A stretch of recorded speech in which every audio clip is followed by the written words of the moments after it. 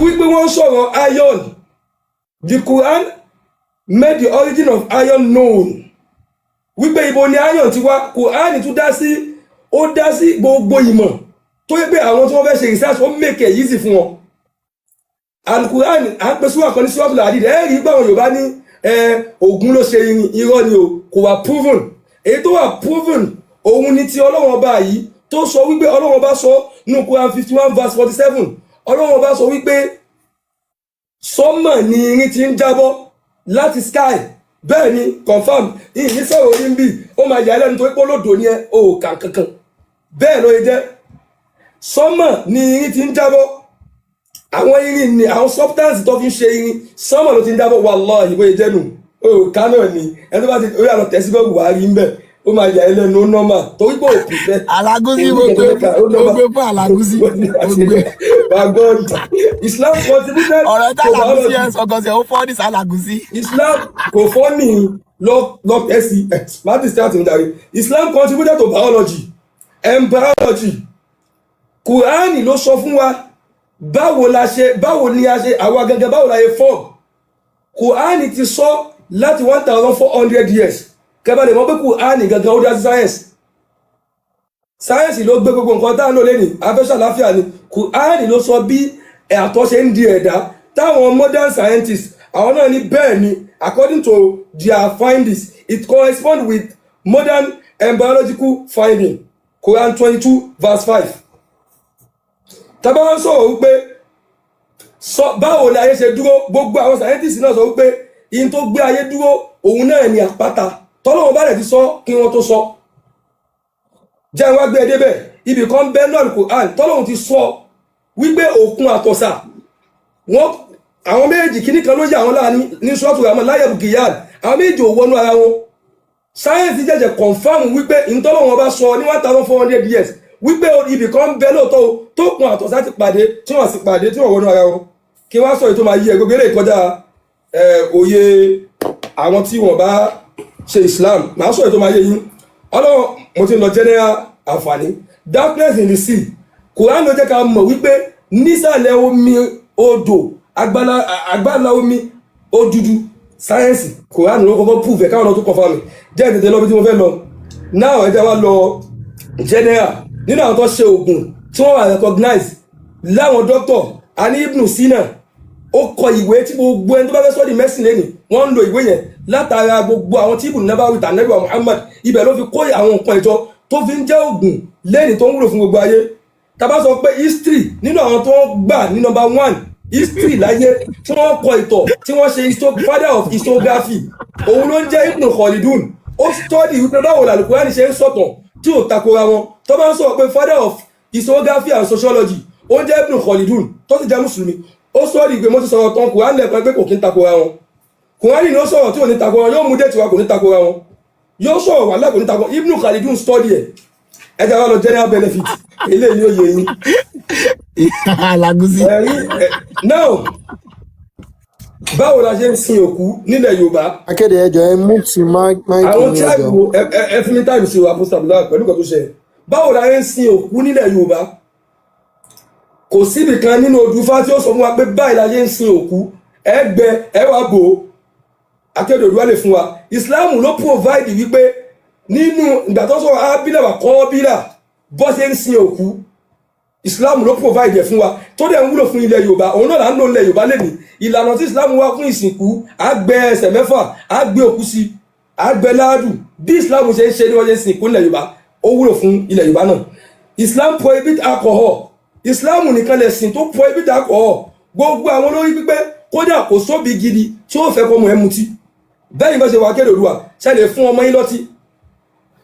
Islam torí pé Islam ti mọ nǹkan tí ọtí ó ṣe yóò ba làákàyè èèyàn jẹ́ yóò ba ayé àwọn èèyàn jẹ́. Ànábì Muhammad ó ní al-khamru ummul khaba'is kulliha ọtí ni ìyá gbogbo ẹ̀ṣẹ̀ bí wọ́n bá ti mutí kò sí nǹkan tó lè ṣe nínú gbogbo tó ba ayé jẹ́ lẹ́nu ọtí mímu ni torí pé lómi tó bá ti gbà pé báyìí kò sí nǹkan tó lè ṣe. Islam ni ẹ má mutí mọ́ ẹ̀sìn Islam provide pé ẹ má mutí. Now Islam gbé wá pé a gbọ́dọ̀ gba rìbá nílẹ̀ Yorùbá àṣà rí pé wọ́n gba tí ẹ bá fẹ́ gbowó lọ́wọ́ wọn wọ́n gbowó èlé kódà ẹlòmíì lọ ń pokùnso látara owó èlé kò sí Odùfà kankan àbí ibìkan nínú Yorùbá tó sọ pé kó má gbowó èlé, kò dẹ̀ sẹ́ni tí ó mọ̀ wípé owó èlé àti tẹ́tẹ́ àti gbogbo tó jọ ó ń kó ìnira bá omi ènìyàn. Islam ní àwọn fẹ́ yáyàn lówó déédéé ẹwà ẹni tí ó bá yí kọ́lẹ̀ déédéé owó yẹn náà ní kẹgbà lọ́wọ́ ẹ̀ padà, déédéé owó yẹn náà ní kẹgbà lọ́wọ́ ẹ̀ padà. Ẹgbẹ́ lọ Quran 9 verse 103 láti lè serve fún láti lè jẹ́ relief fún gbogbo humanity. Obedience to parents, Islam lẹ̀sìn tó kọ́ wa wípé èèyàn máa ń bọ̀wọ̀ fóbi ni. Nínú Quran 17 verse 23 wákàtí ọ̀rọ̀ búkà látàbùdú ilá ìyá ọ̀bìnrin wà lídé ìsànà ó pọ̀ lọ bẹ́ẹ̀. Quran ló wá prohibit zina. Ẹ bá ń wá ibì kan tó ń bẹ nínú Odùfà tó ní ẹ má ṣe zina o. Quran nìkan ló prohibit zina pé ẹ gbọ́dọ̀ ṣe zina. Ìdí tí Quran fi sọ torí àǹfààní wa torí kábàlẹ̀ má kó àrùn. Kódà àwọn òyìnbó gan kọ fornication torí ẹ̀ lọ ṣe ní àrùn lọ ṣe ní disease. Kódà ní gbogbo tó fa gbogbo COVID-19 dání látara zina nítorí pé Ọlọ́run ti mọ̀ pé nǹkan tí ó padà ṣẹlẹ̀ òun ni wípé tá bá ń bára wa sùn yóò máa tú ẹbí yóò fa ìjà àti ọ̀pọ̀lọpọ̀ èèyàn tó ti para wọn lórí pé wọ́n báyàwó ẹ̀sùn. Ọlọ́dẹ ni wala taqrabu zina innahu kana fahishatan wa sa'a sabila. Nínú nǹkan tó dọ̀tí jù láyé òun ni kí ẹ máa bá obìnrin olóbìnrin sùn. Kùránì nìkan ló gbé wá pé ẹ má bá obìnrin olóbìnrin sùn, ẹ má ṣe zina, ẹ má ṣe àgbèrè. Tá bá ń sọ̀rọ̀ pípa ènìyàn defamation of character tó rọrùn fáwọn tí wọ́n jẹ́ oníṣẹ̀ṣe lẹ́nu. Wọ́n mọ báyẹn defame Alagusi ń gbọ́ Saudi ni o, Alagusi ń gbọ́ Saudi ni o, Lárúbáwá ni o, ẹrú kìnnìkan ni o. Wọ́n mọ bá ṣe ń Kùránì ló gbé wá pé do not defame tó tún ṣe déédéé constitution Nàìjíríà. Kùránì ti sọ more than 1400 years wípé defamation tó bá defame obìnrin o pé ó ṣe zìnà kó fún ní ẹgbàá 80. Gbogbo tó lè má àwùjọ tòrò òun ni Kùránì ń gbé wáyìí. Ṣó jàǹfààní àbí ó jàǹfààní? Tá bá wọn sọ̀rọ̀ nípa ẹ̀sìn àlàáfíà tó gbà àlàáfíà wa, Kùránì sọ Quran 2 verse 256 no compulsion in religion la ikraha fi din. Ẹ tí ó bá ṣe Islam ẹ má ṣe nǹkan kan fún ẹ fílẹ̀ ẹ má bàjá. Kùránì tún sọ Suratu Mumtahana verse 8 Ọlọ́run ò kọ̀ fún yín láyè ní akumullahu walil ladhina lam yuqatilukum fid din wa lam yukhrijukum min diyarikum an tabarruhum wa tuqsitu ilayhim. Bákéde Kùránì ló gbọ́ ẹgbẹ́ jẹ́ ká máa gbégbé àlàáfíà. Tákéde Oòduà bá ti bá mi jà tí ó bá ti bú Ọlọ́run mi èmi àtàkéde Oòduà à ń chat inú DM pẹ̀lú bóyá jẹ́ pé ìgbà tó wípé gbàtàjọ́ sọ kò bú Ọlọ́run kò bú Allah kò ṣépè fún mi àrẹ̀jọ ní àjọṣepọ̀ à ń pera bàbá mi ìyá mi ìníkan ẹ̀gbọ́n. Islam ló kọ́ wa bẹ́ẹ̀ tí Islam ò bá kọ́ wa ní ìwúdì bẹ́ẹ̀ tí yóò ní wáyé tó pé màá ní ọ̀tá Ọlọ́run yẹn kò ní ṣẹlẹ̀. Islam ló kọ́ wa pé a gbọ́dọ̀ wà in peaceful coexistence. Èmi mo ní onífà kan adífálà olómi tútù ló ń jẹ́ ọ̀rẹ́ mi nígbà tí mo fẹ́ ṣe dìbẹ́tì láàárọ̀ mo pé mo ní kọ́ mi lóṣùwà méjì òun ló kọ́ mi lóṣùwà méjì òun ló kọ́ mi lóṣùwà méjì. Ìdí tó dábìdọ́sọ̀ yẹn ẹni tó àṣírí o. Ìdí dábìdọ́sọ̀ yẹn pé kò bú Ọlọ́run mi kò bú ànábì mi gbogbo gbàtí bá gbé aṣọ iṣẹ́ mi kò ní bú Ọlọ́run. Èmi náà sì kí ń bú Ifá lójú ẹ̀, èmi náà ní bú ọ̀hún nígbà lójú ẹ̀. Islam ló kọ́ wa ṣùgbọ́n tó bá bú Ọlọ́run mi tó bá ṣépè fún Ọlọ́run mi Islam àwa náà ò dá padà fún ẹ. Aláwọ̀ ní fátà ń bá ṣe tó bú Ọlọ́run Tákéde Oòduà náà bá bú Ọlọ́run tó bá máa ṣépè fún ànábì èmi náà ò ní bú ẹ̀ àtijọ́ máa ṣe kódà àtúnṣe dìbẹ́tì mi. Islam ló kọ́ wa peaceful coexistence. Salamu alaikum. Alagusi. Ẹ ṣeun gan ni. No, ká tó bẹ̀rẹ̀ bó tẹ fẹ́ mo fẹ́ lu Alagusi lọ́gọ̀ ẹnu mo gbé fún Alagusi. Ní much time mọ́ akéde ẹ jọ kò sí time. Thanks for the gift o. Tinker. Now a máa padà sọ́dọ̀ àwọn bàbá wa akéde. Now ẹ̀yin náà ní 10 minutes láti reflect ohun tí bàbá wa sọ. Iṣẹ́ ti parí bàbá 5 minutes tó ẹja máa lọ. 5 minutes tó kò yí sí dáre kò yí sí. 5 minutes. Láàrin 5 minutes yẹn sì kẹsọ fún ẹgbà ohun tí Alagusi sọ irọ́ ni o. Akéde Oòduà àbí jẹ́ ká gba question ni ká máa lọlé àbí. Kí lẹ sọ? Jẹ́ ká máa lọlé àbí ká gba question wọlé. No a gbọ́dọ̀ ju question o. Ẹ jẹ́ ká gba question kó lè dùn. Bẹ́ẹ̀ni wọ́n á máa gba question. Ẹ ká gba question ẹ dáhùn. So 5 minutes yẹn ti wà okay 5 minutes yẹn ti wà okay. Ṣé rí gbogbo ṣé mo lè bẹ̀rẹ̀ 5 minutes bí báyìí? Ṣé mo lè bẹ̀rẹ̀ 5 minutes? Ẹ lè bẹ̀rẹ̀. Ṣé rí rẹ́sì tí mo fi ń rẹ́rìn inú fídíò mi òun ni ọ̀rọ̀ tí Sheikh Alagusi sọ pé mo fọ ẹnu máa clean. Ìbéèrè tí mo kọ́kọ́ bira mi ni wípé ṣáwọn bàbá tó bí mi lọ́mọ òun fọ ẹnu tẹ́lẹ̀ ni kò sí wàhálà. Mo tún wá lọ gbọ́ tí Alagusi wá ní ayọ̀nù mo wá rí i pé bó tẹ̀ wọ́n pé bóyá gbogbo nǹkan tó fẹ́ sọ àwọn benefit tó jẹ́ wípé àwọn ìran kan ń ṣe tó jẹ́ pé Islam mú wá. Báwo ni ìbéèrè tó wà important nínú ọ̀rọ̀ tó béèrè torí ọ̀rọ̀ mi máa dàbí pé ìbéèrè èèyàn máa béèrè lọ́wọ́ ara wa. Ǹjẹ́ bí before kí Islam tó dé ibi tó gbẹ́sìn wọ̀ báwo ló ṣe ń ṣe ń bẹ̀? Ṣé àwọn tó kún bẹ̀ wọ́n sun àwọn jẹ ni? Ṣé àbí wọ́n kàn ń fi òkú wọn lítà everywhere? Gbogbo nǹkan tí Alagusi sọ gbogbo ẹ̀ ni àwọn ìran bàbá tèmi ti ń ṣe before kí Islam tó dé. Ó ṣeé ṣe kó jẹ́ pé Islam ti ń ṣe kinní yẹn àwọn ibi tó gbé Islam lọ lókèrè ó ṣeé ṣe kó máa ṣe nǹkan tí Alagusi sọ but ní ìran abínibí tiwa tó bá ṣe sọ wípé pé níbo ni civilization ti bẹ̀rẹ̀ black ni mi ò mọ̀ bóyá ẹ gbọ́ nípa black civilization tó bẹ̀rẹ̀ láti Egypt tó bá sọ pé civilization ó bẹ̀rẹ̀ black ni tó ti bí ìran bàbá Arab kan tabadẹ ẹdẹ sọ wípé aṣọ tẹwọ yìí Arab Egypt ni òye ló wáyé yín ṣe rí iris mo fi rẹ́yìn ni wípé Alagusi àwọn nǹkan kan wà tó yẹ pé ó yẹ kó ti yé yín tó bá yẹ pé ẹ mọ̀ tẹ́lẹ̀ ẹ máa mọ̀ wípé Egypt tó wà àwọn tó wà ní Egypt ń ṣe Arab ni wọ́n wá overtake wọ́n wá lé àwọn ọmọ lílù bó ṣe ń ṣe ní Sudan lọ́wọ́lọ́wọ́ tó máa pa black ibẹ̀ tó máa dẹ̀ sọ pé ẹ̀sìn Islam lọ́wọ́ gbé wá tó bá dẹ̀ ti wá tó bá ti wá wùyẹ́ wọ́n á pa àwọn black tó wà bẹ̀ nǹkan tá a fi sọ wípé nǹkan tá ẹ̀ ṣe yàrá ti káskópù yín tẹ́ bá sọ gbogbo adìẹ lẹ́sìn kan náà ló máa di pé ìkan dúdú ìkan funfun bó ṣe ṣe nílẹ̀ Egypt nìyẹn mi ò mọ̀ bí yá ṣe lẹ́mọ̀ tó bá sọ wípé Egypt kò tẹ́ ń ṣe Egypt gọ̀sẹ̀ lórúkọ àti bẹ̀rẹ̀ torí ọ̀rọ̀ tẹ́ fẹ́ gbé mi wọ̀ yìí mi ò fẹ́ máa sọ torí hidden weapon akéde ni torí mo èèyàn tó bá fẹ́ kojú akéde ó gbọ́dọ̀ ọkọ̀ gùdù nínú ìtàn tó ń ṣe pé ìtàn alukuran nítorí gbogbo ìtàn tí mo sọ yẹ ẹ̀lẹ́ bá rí lálukuran àmọ́ so ìran dúdú ló wà nílẹ̀ Egypt tẹ́lẹ̀ so tẹ́ bá sọ wípé ẹ lọ sí Egypt aṣọ Egypt ni lóòótọ́ wọ́n ṣe wọn ọmọ Áfíríkà ìyẹn ò mí pé black ni wọ́n mọ ibi tó ti ṣẹ̀ wá o ìran ẹ lọ sí Algeria ẹ lọ ra aṣọ ń bẹ̀ ìyẹn ò mí pé black ni wọ́n o ẹ lọ sí Morocco ẹ lọ ra aṣọ ń bẹ̀ ìyẹn ò mí pé black ni wọ́n o torí wọ́n pín wọn mọ́ ibì kan ìyẹn ò mí pé wọn ò mọ ibi tó ti ṣẹ̀ wá o Arab lẹ́ ń rí bẹ́ẹ̀ o kò ń ṣe black o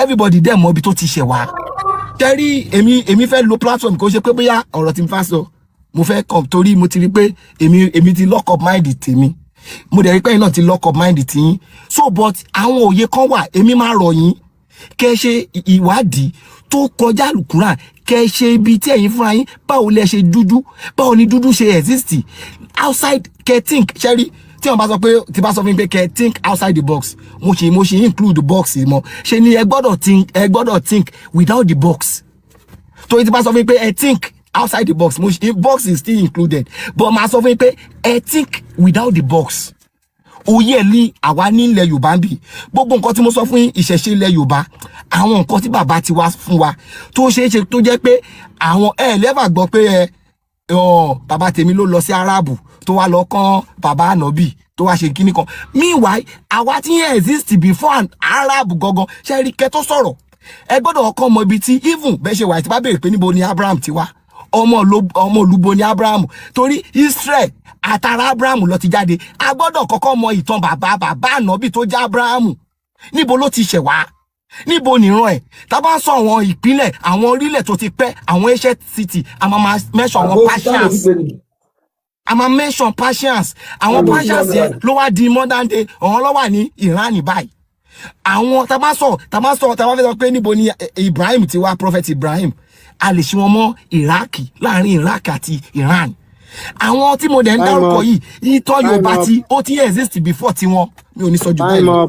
time up now ẹ jẹ́ kí gúnigúni ó máa gúni ẹ jẹ́ kí pẹ̀gàn ó máa pẹ̀gàn abàyà búnibúni abàyà pẹ̀gàn adíá fún Jímọ̀ olóyin ẹ já lọ Jímọ̀ olóyin ààyè lè ní òtúra méjì Islam influence gbogbo ayé torí pé Islam ló mú nǹkan àwọn olórí pípé wá ẹ̀sìn olórí pípé Thanks for the gift o, thanks for the gift, thanks for the ẹ̀sìn gift. olórí pípé òun ni Islam. Akéde ẹjọ́ Ọ̀rúnmìlà gangan òun gan jẹ́ ìmọ́tótó Islam. Ó ní nínú òtúrá méjì yẹn gbogbo tí mo sọ tó fẹ́ fọ́ nísìnyí yẹn Ọ̀rúnmìlà ń sọ gbogbo pé awọ ẹwọ ẹni fínífíní awọ ẹsẹ̀ ẹni fínífíní gbogbo ẹ̀ ló wà ní òtúrá méjì. Tẹ́ ẹ bá lọ bèrè ifá àwọn ará Abẹ́òkúta ẹ lè gbọ́ nífà mi ìwà tó jẹ́ ibò mi o kó sọ nǹkan mi o. Ọ̀rúnmìlà gan acknowledge Ànábì wa Muhammad ó acknowledge kódà nínú àwọn ọmọ Ọ̀rúnmìlà according to òtúrá méjì Dáúdà ń bẹ́ńbẹ́ Dáúdà ó ń bẹ́ńbẹ́ kódà wọ́n kírun nínú òtúrá méjì. Ẹ rí i pé wọ́n á sọ pé ọ̀sán la bá fá àbí kìnnìkan ilé ayé la bá fá ayé la bá mọ̀lé ọ̀sán ní ìgbàgbọ́ wọlé nínú àwọn odò òtúrá méjì. Lẹ́fì mọ̀ wípé ìsìláàmù influence wọn ìsìláàmù yẹn ló ṣẹ́kù gbogbo ọ̀nà tá fi ń sin òkú òun ni Yorùbá ń lò torí wípé Ọ̀rúnmìlà gangan fúnra rẹ̀ àwọn ọmọ ẹ̀ gan kéwú àwọn ọmọ ẹ̀ lọlé kéwú. Bàbá Abímbọ́lá Adéwándé tí àfáà tí ó lọ prof manti tó dákọ ni ẹ lè takò bàbá yẹn professor ni ẹ bá mi lọ sọ orúkọ bàbá yẹn apostle debamọ àbí kẹkọọ sí comment section nínú ìwé wọn tí wọ́n kọ nínú ìwé wọn tí wọ́n kọ Professor Wande Abímbọ́lá nínú ìwé wọn tí wọ́n kọ àti kódà yàtọ̀ sí ìwé wọn gan àwọn onífá tó wà lábẹ́ òkúta pè wọ́n lè ní òtúrá méjì báwo ni wọ́n ní bẹ́ẹ̀ ni àwọn kan ló fẹ́ yọ torí ìgbà tí Ògúndé pé yìí nìkan ẹ má jà pé ní Odùmọ̀lé mọ́ Odùmọ̀lé gangan láyé àwọn Ọ̀rúnmìlà lẹ́bí mọ̀ pé Islam ó influence gbogbo ayé kódà ó influence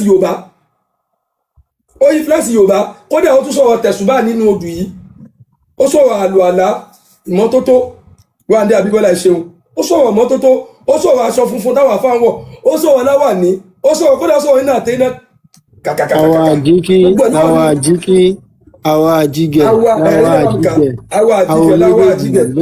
ló lè múlé ayé gbórégbé bá a bá jí lówùúrọ̀ Islam tẹ́yìn kọ̀ndẹ́mù ní tẹ́yìn sọ pé kí ló ṣẹlẹ̀ Yorùbá àwòjọ ẹni fíní bàbá yìí tó jẹ́ Ọ̀rúnmìlà gangan ó acknowledge Islam yìí torí pé wọ́n jọ ń ṣe wọ́n dẹ̀ mú àwọn nǹkan tó pọ̀ lára Islam torí pé Islam ló wọ ilẹ̀ Yorùbá láì lo ogun wọ́n peacefully wọ́n jọ ṣe ni wọ́n láwọn bá ẹ máa gbọ́ wọ́n láwọn bá Islam nílẹ̀ wọ́n láwọn bá Ifá nílẹ̀ wọ́n ní ọ̀sán gangan ní ìmọ̀lé wọlé ẹni kíní wọlé nígbàgbọ́ òun ní Christianity náà ẹ bá wọn nǹkan tó fẹ́ mú jáde wa ma arsalnaka illa rahmatan lil alamin Islam tánàbí mú wa òun ni ẹ̀sìn gbogbo ayé òun ló délé Haúsá ló influence Haúsá zakat mi sọ̀rọ̀ zakat poverty alleviation Haúsá yan zaka Ìgbò yan zaka kí gbogbo ẹni bá jẹ́ mùsùlùmí a gbọ́dọ̀ lè yọ nínú owó wa láti lè fi ṣàánú àwọn tí wọn lówó Islam ló gbé zaka wa gbogbo nǹkan tí ó mú ayé gún régé òun náà làwọn tí wọ́n bá Islam àwọn bàbá wa lánàá ní wọ́n fi accept Islam torí gbogbo àwọn ẹ̀rí wípé gbogbo ẹ̀yin tẹ́ ń ṣe ìṣẹ̀lẹ̀ ẹ̀yin lẹ́fẹ́ yàyàkuyà àwọn bàbá yín ló kọ Islam tó fún yín ló fa Ọ̀rúnmìlà tó fún ẹ̀rí gbẹ́ lómi inú yín yóò máa jẹ́ Dáúdà ìmí inú yín yóò máa jẹ́ Sùlẹ̀mánà táwọn bàbá yín sì ṣe Ifá àwọn mọ̀ pé torí wọ́n bá dá ọ̀túnwá méjì fún yín tó bá fi jáde wọ́n sọ pé ọmọ ọ̀mọ̀lé ni wọ́n sì ní kó lọ kírun Akérédolú lọ confam lọ́dọ̀ àwọn táwọn fàdàdà wọ́n fi Ọlọ́run búra gbé orí fà wọlé. wọ́n ní time up wọ́n ní time up wọ́n ní time up. now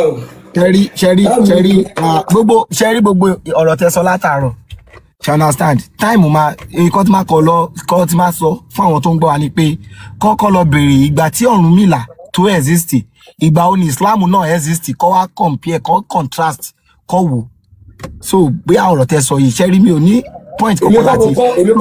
èmi kọ́ mo kọ́ àwọn bàbá yín tó kọ́ kìíní ẹ̀ ní ẹ lọ bèrè lọ́wọ́ ẹ̀. no kò sí kọ́ mi ẹ ṣeun gan ni kò sí wàhálà kò sí wàhálà. ẹ ṣeun gan ni a dúpẹ́ lọ́wọ́ yín méjèèjì náà nípa Islam ìgbà wo ló bẹ̀rẹ̀ sí ní exist ọdún náà mi ní láì láti sọ ilé ìbọn látàrí ànábì Ádámù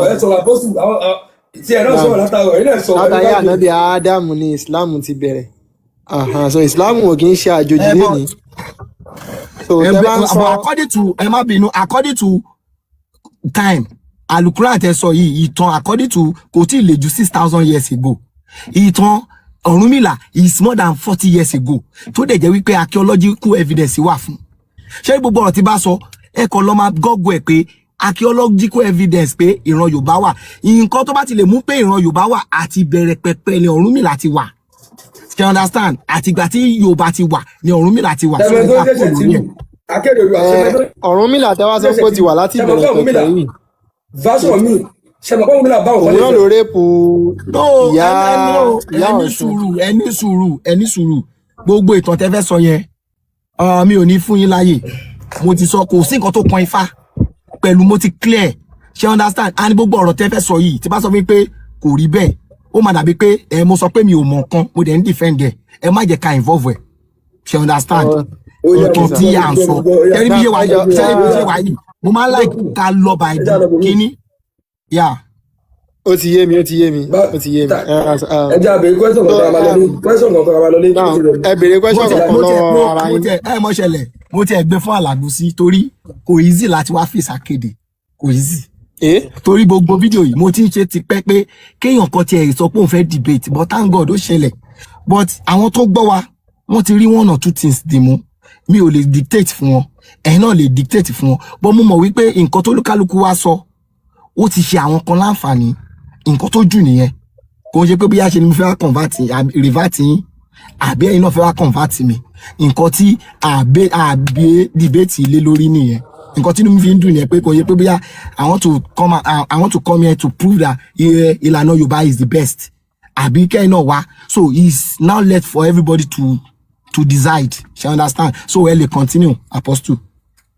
alhamdulilayi pé ọmọ Yorùbá ni Alágúsí àbábò kílẹ̀ yìí ni. No. ẹ má bínú gbogbo ìtàn yìí mi ò tí ì rí ibi tí family Alágúsí ti jẹyọ o she understand èmi mo ń sọ ibi tí ọmọ báyìí ni mí Àwórì kò sí wàhálà ọmọ Ṣakí mi náà. ẹ má bínú pé nǹkan tó kọ mi fẹ́ dá sí yìí o èmi máa wish pé ní ìsìn gbogbo àwọn tó gbọ́ àmọ́ wípé Rẹ́mọ ni akéde mo fi opportunity yẹn gbé ìkan tí bàbá tèmi sọ fún mi wá ìtẹ́yìn wa lo opportunity yẹn fi gbé àṣà àti ìṣe bàbá yẹn torí mo mọ̀ pé Àwórì ìlú ńlá ni ó dẹ̀ ní nǹkan táwọn bàbá ńlá wọn náà fi sílẹ̀. torí pé ohun tọ́pìkì tá à ń sọ kọ́ nìyẹn world creation là ń sọ kò kí ń ṣe ọ̀rọ̀ ẹbí. world creation ẹ má bínú world creation mo mọ̀ pé world creation ó involve ẹ má bínú ó involve Àwórì náà so ẹ lè sọ fún mi pé ẹ fẹ́ sọ̀rọ̀ world creation kẹ́ wá já Àwórì ló dálé ayé ni. a ní oyè òde kan mi ó Alágúsí lè máa sọ ìyẹn ọkọ mi èmi kọ́ ni mo sọ fún wọn náà. ẹ jẹ́ ká béèrè ìbéèrè wọn dákun. ẹ fi wá mi nìyẹn jẹ́ kí àmì délé ẹ wá mi nínú kò sínú debate wa àwọn tó ń pè mí ní ọmọ Fúlàní ẹ wá bèrè kíta Àwórì ni mí ọmọ Òkun glass láàmú ọ̀dọ̀fin ní ìlú Aláwórì bàbá mi ni Musa Mukaddas Òkun ìlú wa ní Òkun àtọ̀sà ti pàdé kódà ìlú wa ní Òkun àtọ̀sà ìlú wa wà láàrin ibà Òkun ni ìyá mi ọmọ Òṣòdì tó lẹ̀ pẹ́tẹ̀dó ọba ló lè réko ọmọ kúkú ń dùkú gbogbo ìran mi Èkó ni ìyá mi ọmọ Òṣòdì tápà ni ọmọ Òṣòdì ilé ní Lagos Island ìyá tó wá bí ìyá mi ọmọ Òṣòdì oko lòun Òṣòdì sọlọ táwọn mùsùlùmí olúọmọ wà gbogbo ìpínlẹ̀ mi Yorùbá ni ọmọ Èkó sì ni mí mo lọ fi pè mí ní Alágúsí ará Èkó. ok ìtumọ̀ Alágúsí ok ìtumọ̀ Alágúsí sì ni pé ará Èkó lédè Arabic. ará Èkó ọmọ kéwì ni. ok kò sí wàhálà torí àwọn ẹlòmíì tẹ̀ tí ń pè ní Alágúsí àbí so àwọn èèyàn ti understand by so ẹ jẹ́ kí ìbéèrè wọlé tí ó tẹ̀ tí ẹ̀mí. ẹ bèèrè lórí ìdìfẹ́ náà. ẹ mọ̀ pé bí ṣe wà ní mọ́tò yìí sìn ìtì yẹn pọ̀. Lagos ẹ bá ti tan AC. àwọn tí o ilẹ̀ fẹ́ lè kó sínú mọ́tò mi. now ẹ bèrè ìbéèrè yín. question ló yá. ok ẹ bèrè ìbéèrè yín ní 1 minute àwọn máa dáhùn láàrin 5 minutes. ẹ bèrè ìbéèrè mi mo bèrè ìbéèrè lẹ́ẹ̀kan ẹ̀ máa kọ́ bèrè ìbéèrè lọ́tẹ̀. àwọn ọlọ́sẹ̀ sọ̀rọ̀ náà. ok. sẹ́yìn ẹ ti lo 5 minutes yìí. ẹ jẹ́ kí mi lọ lo 5 minutes mi náà akéde now. no that ẹ ti lo 5 minutes o ẹ ti lo 5 minutes o.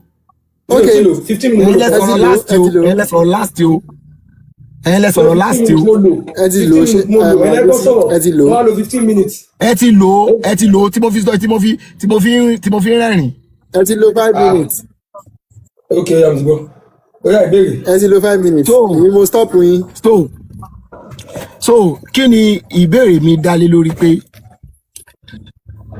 gbogbo nǹkan tẹ́ kà fún wa ẹ má bínú gbogbo nǹkan tẹ́ kà fún wa pé Islam ló ṣe tí mo dẹ̀ the only thing tí mo lè fi believe pé Islam ló kàn wọ́n ẹni yẹn pé ok ẹni tó ṣe toothbrush àti inú Islam ló ti ṣe ǹjẹ́ ẹ̀rí ẹ̀ wà nínú alukuran pé báyìí ló máa ṣe toothbrush torí èmi náà ó máa wù mí ṣe láti ṣe toothbrush ìjẹ́ ẹ̀rí ẹ̀ wà pé ok ẹni tó ṣe toothbrush yẹn tó jẹ́ Islam inú Islam ló ti kọ́. ẹ̀gbọ́n náà tóbi dáadáa Ọlọ́run ní fásíàlú aláàzíkiri ìkùntùn látàlámù nígbà táwọn èèyàn tọ́lọ́bá pé ẹ bá wá ibi tí ó wà pé kọ́ ṣe búrẹ́dì ó wà ní Kùránì òun ní pé tó bá dé Kùránì tó fẹ́ máa kọ̀ǹsọ́ọ̀tì pé báwo la yẹ máa ṣe búrẹ́dì ó wà gbọ́n tọ́lọ́ sọ fásàlú aláàzíkiri ẹ lọ bá àwọn èèyàn tí wọ́n ti gbọ́ Al-Kùránì yé ìkùntùn látàlámù náà tẹ́yìn ò bá mọ̀ tẹ́ ẹ̀ bá mọ bó ṣe ń ṣe brush ẹ lọ ka báwọn tí wọ́n ṣe ṣe Ọlọ́run júwe yín sọ́dọ̀ wọn padà ẹ lọ ka bí wọ́n ṣe ṣe tí wọ́n gbọ́ yín látara Quran yóò yé yín ẹ tẹ́ wá sọ nǹkan fún yín mo sọ̀rọ̀ plain wípé wọ́n mú látara ayé Ọlọ́run tó ní awàlámù yàrá ìlà tọ́ ìfọ̀kọ́hùn sọ̀fáàtì Ọlọ́run ti sọ́ńbò mí sọ́ọ̀tì láti kọ́ ni ó ní yàtí ìnàmì fájìn amik wàhálà kulli dọ̀mírin àwọn yóò máa wá pẹ̀lú nǹkan tó panu gbogbo nǹkan yẹn lọ́wọ́ gbé kalẹ̀ kí ló panu flight panu kí ló lè fò lókè suratul Baqara àti suratul Mulk àti suratul Hajj wọ́n dà pọ̀ gbogbo ẹ̀ ni wọ́n fi ń gẹ́ẹ̀tì tó gbé gbogbo àwọn ènìyàn náà lọ́kọ̀wé náà ní tọ̀ ibo lẹ́tí láwọn àìdíà yìí wọ́n sọ pé nùkọ̀ àn tẹ́bá lọ́kọ̀ ìwé Ibn Sina ẹni tó invent oògùn àwọn oògùn àtàwọn òwe tó yẹ pé ó contribute sí medicine tẹ́bá lọ́kọ̀ nǹkan tó sọ ibo ló ti rí àìdíà yóò sọ pé Islam ni tẹ́bá lọ́kọ̀ Ibn Khaldun tó ṣe historiography àti sociology ibo ló ti rí àwọn àìdíà yìí yóò sọ wípé inú Quran ni àtúwá láwọn modern reformers àwọn Said Qutb àwọn Maududi kódà tó máa ń sọ politics níbo ni wọ́n ti rí inú Quran ni so gbogbo àwọn reformers táwọn náà tó padà dé tó yẹ pé àwọn modern reformers tọ́wọ́ dé ibo ni wọ́n ti gbogbo àwọn làákàyè inú Quran ni so ìbéèrè mi mo ti dáhùn ìbéèrè ẹbí mi ẹkẹ mi náà wá pé tèmi. Alaguzi mo kò dóòsì fún yín o. ẹ ń béèrè tèmi Akéde Oòduà à ń sọ̀rọ̀ development ní Yorùbá wípé báyìí ni wọ́n ní Yorùbá ò ní tíra àbí báwo lọ́yẹ sọ nílé Ifẹ̀ Ọ̀rúnmìlà tó wá ṣe development fún wa tó ní òun ló mú gbogbo nǹkan tó òun ló influence wa òun ló kọ́ wa gbogbo nǹkan tó òun ní fa now ní Ifẹ̀ gangan mo fẹ́ kẹ́yìn gangan lọ ṣe research yẹn báyìí mo wá fi ń ju question sí ní Ilé Ifẹ̀ wọ́n jẹ́ kó yé wa wípé Ọ̀rúnmìlà bá àwọn èèyàn kan bẹ̀ ṣẹ̀tìlù Ọ̀rúnmìlà bá wọn ń bẹ̀ ẹ kọ́kọ́ ṣe é lé ní ó gbọ́mọ pọ̀n wọ́n sì jẹ́ kó yé wa àtọ́rí àwọn ọmọ tí wọ́n jẹ́ ọmọ Ilé Ifẹ̀ gangan o ṣé wọn káyọ̀ kí sọ ọmọ Ilé Ifẹ̀ wọ́n àti gbé wọn wá sórí ètò tó ní ọmọ báyìí ni wọ́n ìtàn táwọn bàbá wọn sì sọ pẹ̀lú báwọn ṣe tó ọmọ Yorùbá òun ní pé Ọ̀rúnmìlà òun náà wá láti ibi kan bá wọn kan bẹ̀ ni now ìbéèrè tó wá yọ lábẹ́ òun ni wípé Ifá tẹ́ ń lò tẹ́ fi ń ṣe gbogbo tẹ́ ń ṣe báwo ni wọ́n ṣe kójọ láti fi contribute sí gbogbo ayé àtìlẹ̀ Yorùbá pé báyìí ló yẹ kójọ o báyìí ló yẹ kọ́ o ṣé Ọ̀rúnmìlà ló kọ Ifá ni ṣé Ọ̀rúnmìlà ló kọ Ifá òun ló wá sọ pé gbogbo tó wà níbà yóò tẹ ọdún wo ló kọ. ṣẹ́rí ìbéèrè tẹ béèrè lọ́rọ̀ yín ó ti pọ̀ ẹ lọ́ gbogbo ìmọ̀ra wọn ni. mo kó pọ̀ náà ni mo fẹ́ kẹ́ dáhùn gbogbo èyí. no ìbéèrè ọ̀kan la ní ká béèrè ìwúdẹ ní kí ìbéèrè dẹ̀ wá ní Roma figure 1 Roma figure 2 Roma figure 3 kó tó wá ní Roma figure 3 ibi. ẹ bá bínú nǹkan tí ẹjẹ summarize tàbá sọ̀rọ̀ development wípé.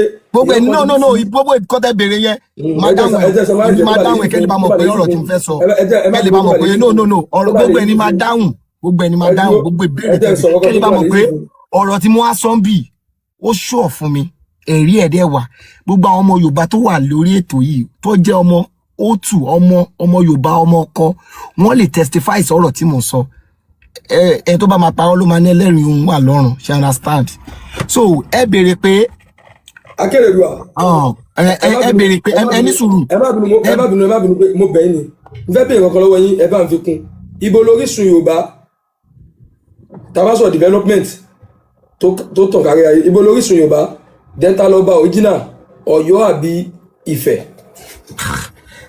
ẹ ti deviate o ẹ ti deviate o ẹ ti deviate o Apostle Abdullahi sọ fún yín pé ẹ ti deviate.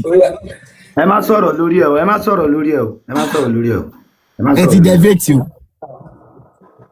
so ṣẹ́rí bí question tá Alagusi kó wa the more bí Alagusi jẹ́ ń béèrè ìbéèrè ló lè wípé mi fi rẹ́rìn pé ọ̀gbẹ́ni yóò ìṣọmọ kárọ̀ jire ṣẹ́rí ẹni Ọ̀rúnmìlà ìtàn wa nípa ilẹ̀ Yorùbá ẹni sùúrù ìtàn ìpínlẹ̀ wà gbogbo ìtàn tí ẹ bá máa téèyàn kan máa sọ fún yín ó gbọ́dọ̀ lọ mú ẹ̀rí ẹ̀ wá nù fa téèyàn kan bá sọ fún yín tẹ́ bá gbọ́tọ̀ kan nílé Ifẹ̀ ó gbọ́dọ̀ ní ifá tó máa báàkì ẹ̀ gẹ́gẹ́ bí ìtàn tèmi sọ ń bì tí mo fi mú babaláwo wá láti lè sọ wípé olúkálukú náà lè ní version tiẹ̀ o ṣùgbọ́n ìtàn téèyàn kan bá máa sọ fún yín tẹ́ bá gbọ́mọ Ifẹ̀ wá ó gbọ́dọ̀ lè mú ẹ̀rí jáde nínú ifá torí ifá kò yàtọ̀ sí wípé bí Nàìjíríà ṣe wà yìí àìmọye ìtàn mi tó jẹ́ pé bí Nàìjíríà èèyàn tó so gbogbo southern part àti northern part tó agamamate lọ lugard gbogbo ìtàn yẹn máa wọlé nínú ìtàn náà ó máa ní ṣe pẹ̀lú gbogbo ṣe gbogbo àwọn tó lò gbà ń táìmù yẹn ló wọ inú ìtàn Nàìjíríà àwọn èèyàn kan tó jẹ́ pé fámílì èèyàn kan wọ́n ṣe kíní jura wọn lọ irú ta ló kọ́ wa mọ́tò obìnrin wo ló kọ́ wa mọ́tò ìyẹn ni ìyàwó Ransome Kuti Fúnmi Ransome Kuti so àwọn nǹkan yẹn ìtàn ẹlòmíì tá bá sọ̀rọ̀ ìtàn Nàìjíríà àwọn individual kan máa wọlé nítorí ipa tí wọ́n kó nípa ìtàn yẹn so nǹkan tí mo fẹ́ jẹ́ kẹ́ mọ̀ nìyẹn ṣé wàá rí Ọ̀rúnmìlà tẹ́ sọ Ọ̀rúnmìlà irúnmọlẹ̀ wà Ọ̀rúnmìlà òòṣà wà ó máa fi dàbí pé gbogbo àwọn èèyàn tó jẹ́ pé wọ́n wà ní Mẹ́kà tó ń jẹ́ Mohammed lẹ́yìn ìgbà tí Prophet Mohammed lọ even orúkọ yẹn ti exist tẹ́lẹ̀ before kan tó fún Prophet Mohammed kò ṣe Prophet Mohammed ló fúnra ẹ̀ lórúkọ wọ́n fún ni kò dẹ̀ ṣàkọsílẹ̀ pé nígbà tó wá gba Islam ó change orúkọ ẹ̀rí pé ìdí òòṣà ló ti fún ànábì ní Mohammed yẹn ṣe understand so ìgbà tánábì dẹ̀ wá gba mẹ́sẹ̀gì tó bẹ̀rẹ̀ mission tó bẹ̀rẹ̀ sí ní polongo Islam kò sí àkọsílẹ̀ pé ó change orúkọ later ṣe understand so àìmọye àwọn ẹlòmíì tó jẹ́ Mohammed ní Arabu bẹ́ẹ̀ náà ló ṣe rí nílẹ̀ Yorùbá gbogbo anybody tó bá ti gbé àsíá Ifá ga wọ́n máa pè wọ́n Ọ̀rúnmìlà àwọn yẹn ní òrìṣà tá bá sọ̀rọ̀ òrìṣà àwọn yẹn ní èèyàn bíi tiwa tó jẹ́ pé orí kọ̀ ṣàwọn dá wọ́n ń ṣe irúnmọlẹ̀ but gbogbo àwọn irúnmọlẹ̀ yẹn ló kọ̀ ní every individual tó ń ṣe bíi tiwọn for example sí àmọ́ ẹlòmíì tó jẹ́ pé Mbappe sìn sí Ronaldo ló mú as mentor ẹ wọ́n máa imagine kó kan wọ́n máa jọra wọn àmọ́ ẹlòmíì tó jẹ́ pé Pele Ronaldo tí bá ṣe ní Denima Ronaldo la ṣe ní sí Ronaldo tó bá tó stage kan tó bá kọ Ronaldo both are great but tí tó bá dé tí ó bá jẹ́ pé àkọsílẹ̀ tó yanrantí tó wà ó ṣeé ṣe kó máa gbọ́mọ bà fọ́ṣun tó bá pẹ́ ṣe understand so ọ̀rọ̀ tí mo sọ ìtàn Ọ̀rúnmìlà irúnmọlẹ̀ wà ìtàn Ọ̀rúnmìlà òrìṣà ó wà so ẹ̀dẹ̀ wọn béèrè pé kí ni ìran Yorùbá ṣe ní àgbáyé ṣe rí kò nídìí kí n sọ̀rọ̀ yìí torí tó bá sì sọ wípé ta ni ìran tó brilliant jù lágbàáyé ìran Yorùbá pẹ̀lú tó bá sì sọ wípé tẹ́ bá gọ́gùn ẹ̀ pé ní Amẹ́ríkà tribe wo ló ń ṣe dáadáa jù tó mọ̀wé jù ìran Yorùbá pẹ̀lú ibẹ̀ láti sọ fún yín pé ìran Yorùbá wọn ní nǹkan tó special ṣé ọ̀nà mi ò mọ̀ pé gbogbo nǹkan tí àwọn tó gba Islam ṣe lẹ́yìn fẹ́ sọ fún wa pé nǹkan tí Islam ṣe mo rò pé nǹkan tí ànábì ṣe mo fẹ́ expect pé ẹ máa sọ ìwà márùn dáadáa tí ànábì wù but àwọn tó gba Islam tó wá ṣe toothbrush tó mú òun lẹ fẹ́ sọ tó bá jẹ́ pé ó níyẹn ni àìmọye àwọn ọmọ Nàìjíríà ó dàbí ó ti pẹ́ tẹ́tí wá sí Ogun State ń bì àwọn tó ń ṣe títì fún àwọn ọmọ Yorùbá ni wọ́n tó dẹ̀ jẹ́ wípé ilẹ̀ Yorùbá ló ń gbé lárugẹ. ẹ síbẹ̀ ni táwọn ti pé náà. náà mo wà ń bẹ̀. táwọn ti pé. àmọ́ fẹ́ fi wọ́n lára balẹ̀ dáadáa ni. no kò sí wàhálà mi ò ní láti sọ.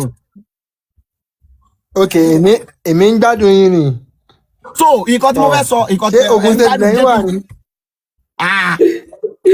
Ṣàgámù ni o èmi ò fi ń bò ó Ṣàgámù ni wà ọmọ Ṣàgámù olómù Ṣàgámù lẹ́wà o tọ̀. Ṣàgámù olómù tọ̀. mo máa sọ ní fídíò mi dáadáa ni. ká fáwọn audience láti béèrè ìbéèrè ni. bẹ́ẹ̀ ni o torí náà la ṣe gbé ètò láyé wọlé. kàbàlọ̀ one ó yá tani mo lè gbé wọlé báyìí. ok ẹ̀kọ́ gbéyàn mi ò rẹ́ kan wọlé anybody sí ẹni bá Alágúsí. fẹ́ kí n gbé wọlé kó send request yóò type sísàlẹ̀ mi ì rẹ́ anybody àfẹnití bá rí báyìí tó bá ti send request ẹni tó bá ti send request kó wá type. mo tẹ Alágúsí mo gbé mo gbé Kúndùsì fún yín ẹ try lọ́dọ̀ tèmi ẹ try torí kò easy. wàá ní wà lọ́wọ́ mi try ẹ ká lọ. wàá ní wà lọ́wọ́ mi wàá ní wà lọ́wọ́ mi try. à ń ṣe mo ṣe live. Assalamu alaikum sir. ok ẹ sùn sọ́dọ̀. Sir. Ẹ kọ́ tààrà sir. à ń ṣe live. Ẹ jọ̀ọ́ mo fẹ́ mo ní kí n tó béèrè béèrè mo fẹ́ kí n ibi tí mo bóyá páàkì sí ibi tí mo páàkì sí wọ́n ti wá bá mi pé mo ti pẹ́ jù ibi tí mo páàkì sí àwọn ni mo bá sọ̀rọ̀ lẹ́ẹ̀kan yìí ó yá mo ń gbọ́ yín. mo fẹ́ béèrè pé ṣé níbi àrò tó ń sẹ́yìn yẹn ṣé mo sì lè ṣàlàyé nǹkan bẹ́ẹ̀ kí n tó béèrè béèrè mi àbí mi kò sígbà láàyè. ṣé ọ̀rọ̀ tí. Tẹ́sọ tí akéde sọ lẹ́ẹ̀kan ẹ sọ̀rọ̀ kọ́ lẹ́ẹ̀kan nípa Yorùbá pé ó ti wà in existence over 40,000 years. Ṣé mo lè sọ nǹkan bẹ́ẹ̀ kí n tó béèrè béèrè mi? ẹ lè sọ nǹkan kan bẹ́ẹ̀ náà. Okay. So ẹ sọ pé Yorùbá kò ti wà in existence in over 40,000 years. So mo fẹ́ ṣe correction kan bẹ́ẹ̀ pé ẹ sọ pé àwọn Arab. Kí ló wá ṣẹlẹ̀ báyìí? Kí ló ṣẹlẹ̀ báyìí?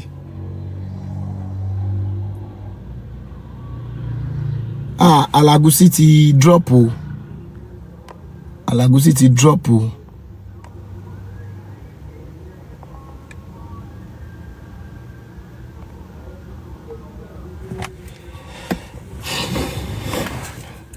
Alágúsí ti drop o. No ṣé mo gbé Alágúsí wá sí life mi ní ṣá.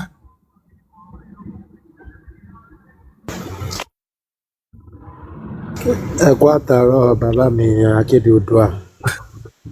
Ẹ ṣeun gan. Ẹ kú fún Yorùbá lè tẹ̀síwájú. Ṣé rí ẹni tí wọ́n bá ń parọ́ ẹni tó bá ń tàn àbí báwọn ẹni tó bá ń parọ́ ṣé rí àwa tá à ń gbọ́ gbogbo nǹkan tẹ́jọ́ ń sọ kò sómùgọ̀ láàrin wa o. Tí Fáṣẹ bàbá ìwà lẹ̀sìn mú kí gbogbo yín àbúrò àbọ̀ yìí mú kí yín o. Kò sómùgọ̀ láàrin wa.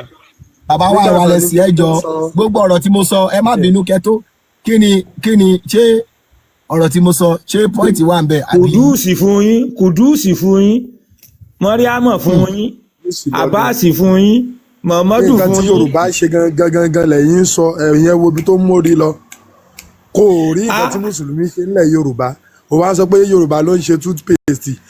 bàbá mi ló ṣàrọ̀ kí lórí kì àwa tí ń ṣọṣẹ àbúwẹ̀ àwọn Alágúsí kí lórí kì wọn. ti invest ọṣẹ àbúwẹ̀.